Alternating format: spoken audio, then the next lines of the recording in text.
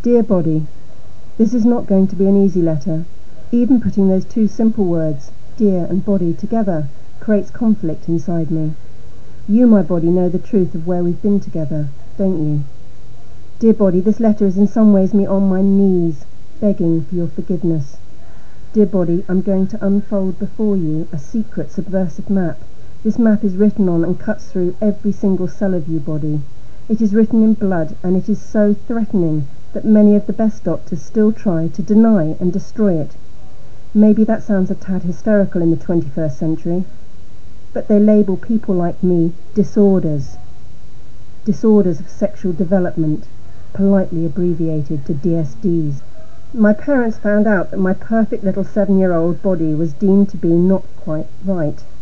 The doctor was worried that my clitoris was on the big side, and having spotted a problem between my legs, they started looking for conclusive evidence that my body was something they would need to fix. My mouth was scraped and my skin was pierced. I was held down against my will, and blood was taken. The red liquid surrendered dark sex secrets. My body became an object, a case. I was only 8 when the doctors gave my parents the devastating news that I have a very rare genetic condition, and that if my ovaries weren't removed I would develop cancer when I reached puberty and die. The Grim Reaper had my number. Mum wouldn't stop crying. I really wanted her to stop all the emotion. It's okay, I don't even want to have a baby. But she carried on crying for days. I was too young to understand. I quickly realised I had no rights over my body. If I refused to give blood and tried to run away, they caught me and held me down. I snuck into the phone box and called my teacher and begged her to come and rescue me. She cried, but she never came. Looking back now, dear Body, I can see my happy childhood laying dead on the operating table. I'm floating above it. A scarred body and soul carried a mistrusting loner back to school. When I sit here now and let myself reflect and really feel what's going on, dear Body, my heart aches, and the extreme cruelty and punishment done to my innocent dear body starts to choke me. More than most, I have pondered, God, why am I the way I am? From an early age I was put on drugs, little orange pills called HRT. Breasts came, but at 14 the humiliation of not much pubic hair and still no periods. Another revelation from a different doctor. You haven't got a womb. Oh, didn't they tell you? God knows how much I have channeled my anger and fear into trying to destroy you, dear Body.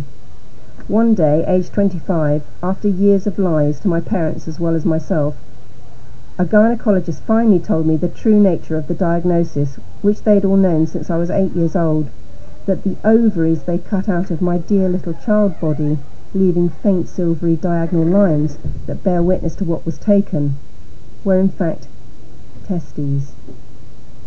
I found out that I'm an intersex woman. Instead of XX chromosomes, I have XY.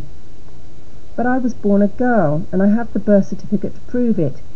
You, my body, look very female, and I have never questioned my sex. But inside me, instead of ovaries, I had testes, a small word that exploded inside my mind like an atom bomb. Most women with my condition are very intelligent, identify as female and heterosexual.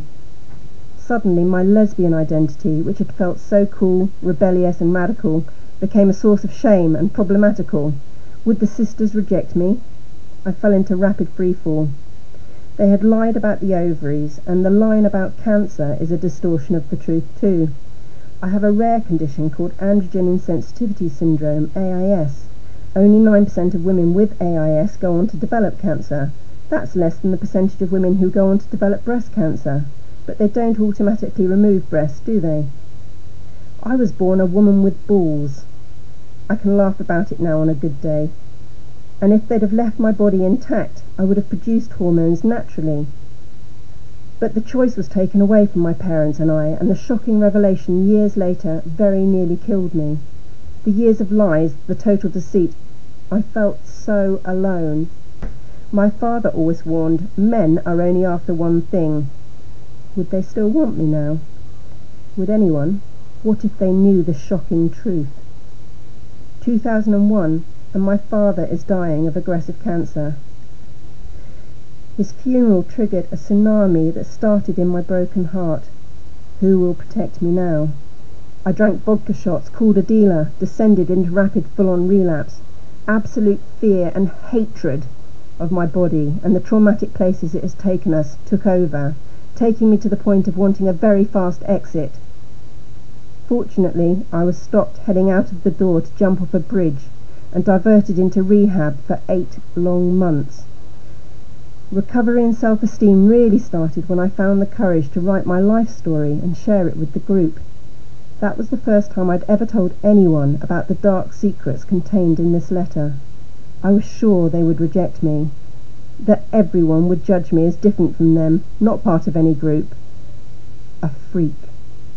So far, nobody has shunned and rejected my body or judged me as harshly as I have. Touch wood. Am I condemned to a life of loneliness? Would Jesus give me his blessing to marry another intersex person, a man or a woman? I believe he would agree with me. When it comes to love, the heart is by far the most important human organ. Dear body, after everything we've been through together, writing this letter reminds me that we are still wounded, but how far we have come and what an incredible journey we've travelled together. I do not regret the past and pray to forgive myself and others for the harms I've done to this special body of mine. Over 8 years sober now, I make amends to you on a daily basis by staying clean of all drugs, eating well, walking Marnie, our beloved beagle, and riding my pink Brompton bike to work on Harley Street. All of the trauma and pain has given me great compassion for others who suffer. The mental, physical and spiritual healing work I am so privileged to do in my work as a therapist would not exist without you, my very dear body.